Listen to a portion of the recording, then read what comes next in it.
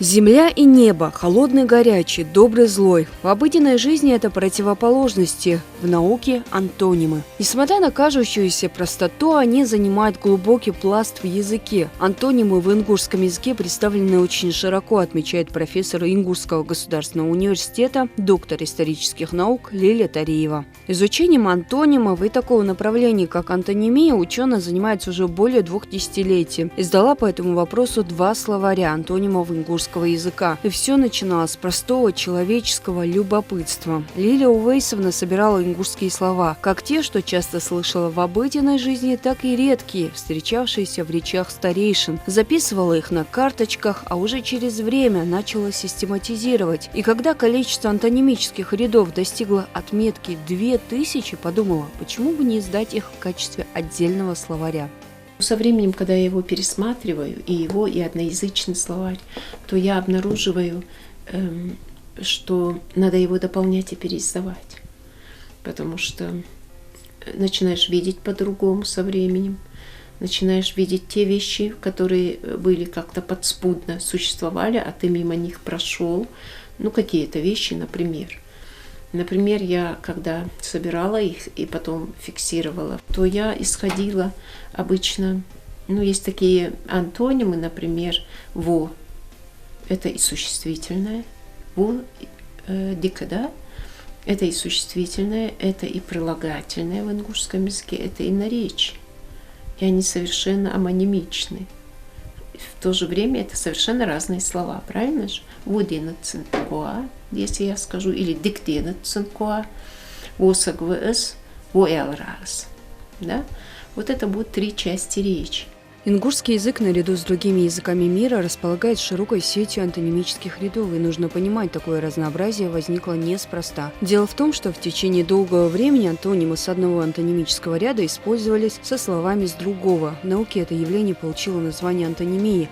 Сложно представить, как это происходит, но на примерах будет понятнее. Если мы возьмем такой блок антонимов, как «ехе», «улув», «есте», если перевести на русский язык, среднее такое понимание «ехе» – это близко.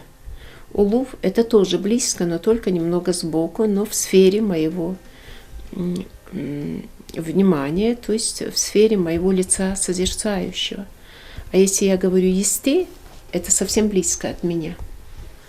Это ближе всех. А противоположный компонент у них будет «ехе» – гиана, «улув» тоже гиана, и «есте» тоже гиана. То есть противоположный компонент у них единый. А сам первый компонент антонимического ряда, он разница семемно, скажем так. То есть по значению, семантически разница. В языке, в науке, как и в жизни, все связано. И нужно сказать, что антонимы взаимодействуют не только с себе подобными, но и вступают в отношения с такими понятиями, как амонимия, полисемия, паронимия, синонимия, находясь, говоря по-научному, в лексико-семантических категориальных отношениях с ними.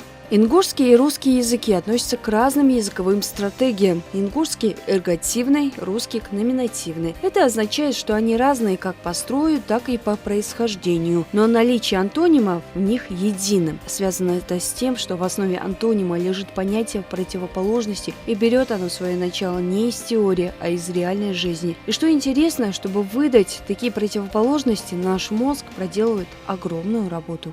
В первую очередь, конечно же, она берется из реальной пространственной действительности, откуда мы черпаем знания посредством, например, лица созерцающего, который запоминает эту противоположность пространственную, отправляет эту информацию в наше мышление сначала, чувственное мышление, которое потом обрабатывается рациональным мышлением, и таким образом противоположность фиксируется в мышлении. А то, что у нас есть в мышлении, у нас есть в языке, а через язык мы его реализуем в речи. Например, мы можем сказать день-ночь, высокий, низкий, да? Черный-белый, чернеть, белеть и так далее. То есть «эрждик эйди», «эрждалык эйдалы», «дебисы», «дананы», «ишвоши», «лакилохи» и так далее. Антонимические ряды в ингушском языке затрагивают все части речи, как знаменательные, так и служебные. Более всего они представлены в глаголах, прилагательных и в именах существительных. Также они могут быть и производными единицами. Если, например, в русском языке личное местоимение не вступает в антонимические отношения, мы можем сказать о том, что в эргативном языке они вступают в противоположные отношения, в отношения противопоставленности. Почему? Потому что в ингушском языке ни одно личное местоимение первого лица единственного числа. Это как бы такой знаковый, релевантный компонент, который отличает эргативный язык от номинативного. То, что называется константный признак. Этому вопросу были посвящены труды выдающегося российского лингвиста Александра Евгеньевича Кибрика, который выводил константные или устойчивые признаки эргативных языков, а советский и российский лингвист-кавказовед Георгий Андреевич Климов вывел динамические или статистические признаки. Носитель эргативного языка воспринимает окружающий мир и выражает свои мысли при помощи трех местоимений, как в номинативном первом лице единственного числа «со-я», при помощи первого лица единственного числа эргативном падеже «аз-я». Есть еще и категория «сона-я». Это присуще носителям всех навских и дагестанских языков. Связано это с наличием в них парадигмы лица. За личным местоимением в эргативной форме имени «я», «аз-я», стоит сакетсак, то есть человек-дух. О человеке-духе говорил Вильгельм фон Гумбольдт, как основоположник теоретической лингвистики, как лингвист-философ. Он указал на тот факт, что каждый язык имеет свой дух. Какой язык, такой и дух, какой дух, такой и язык.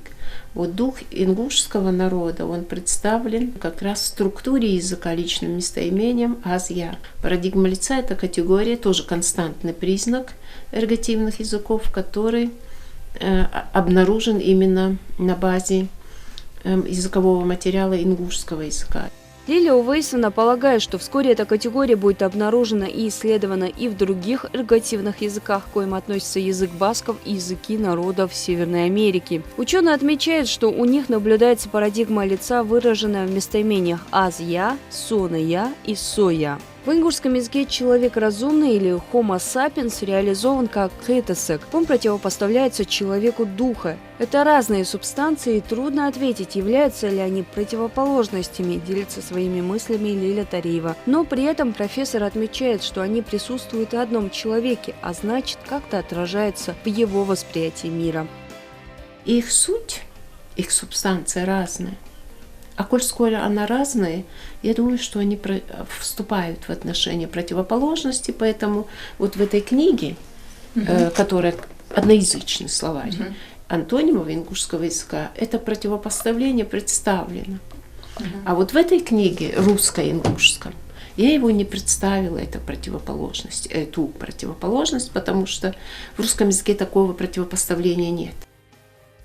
Когда личные местоимения первого лица единственного числа, их два, и еще они сталкиваются на основе понятия противоположности. Мы с вами осваиваем реальную действительность посредством чувственного аппарата, который укладывается в 5 чувств, основными из которых является лицо созерцающее и лицо слышащее, так как большее количество информации мы получаем при помощи глаз и ушей. Воспринимаем ее мы дискретно, то есть по кусочкам, а потом собираем в общую мозаику. Из реальной действительности я получаю информацию о самой себе, и осознаю, что я являюсь и хетесак, то есть Homo sapiens, и осознаю, что я являюсь еще и человеком-духом, то есть сакетсак. Поэтому я их столкнула и представила в этой работе, в этих работах.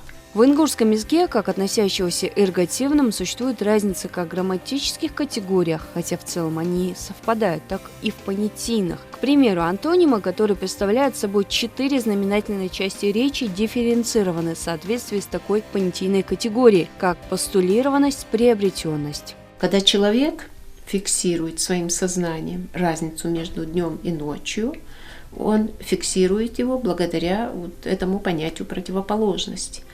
И здесь возникает вопрос, а какое отношение сам человек имеет ко дню и ночи? Зависит смена дня и ночи от моей, например, человеческой, личной воли и сознания? Нет, не зависит. Я ее воспринимаю, противопоставление воспринимаю как данность. Это постулаты. Оно мне постулируется. И я его не выбираю. Я стою перед фактом. У тебя есть день и ночь. И когнитивное мышление ингуша фиксирует такие явления, как постулированные, то есть те, которые даны ему вне его воли и сознания. Мы можем сказать небо-земля, противопоставить их и преподнести как один ля тесиглея. И я буду осознавать, как носитель эрготивного мышления, что это постулаты. Это мне дано априори до моего пребывания или прибытия в реальную действительность. Я это воспринимаю как данность. Или если я возьму черно-белый цвет, допустим, да, и в моем сознании нет такой лингвопрагматической ситуации в сознании эрготивного мышления, где я бы, мое лицо созерцающее, зафиксировало бы лингвопрагматическую ситуацию, когда я сделала черную краску, сама придумала ее, сделала и дала миру, или дала белизну миру. И поэтому, коль скоро такой прагматической ситуации в моей голове нет, то я воспринимаю черно-белое как явление данное, как свойство данное априори. Языки – это благодаря чему возможна жизнь на Земле. Не будь их, как бы мы выражали свои нужды, мысли, чувства. Номинативные языки, как наиболее многочисленные на Земле, изучены лучше, чем эрготивные. Но так или иначе, языковые системы, как их отдельные категории, как, к примеру, антонимы, не стоят на месте. Они изменяются в соответствии с изменением жизни людей и их мыслей, которые отражаются в речи. И поэтому перед лингвистами стоит задача не только работать с богатым материалом прошлого, но и фиксировать настоящее. В нашем сюжете мы говорили об антонимах, без которых невозможно было бы выразить свои мысли глубже и точнее, а люди творческих профессий не смогли бы писать и говорить так красиво, создавать художественные средства и образы, как это делают сейчас.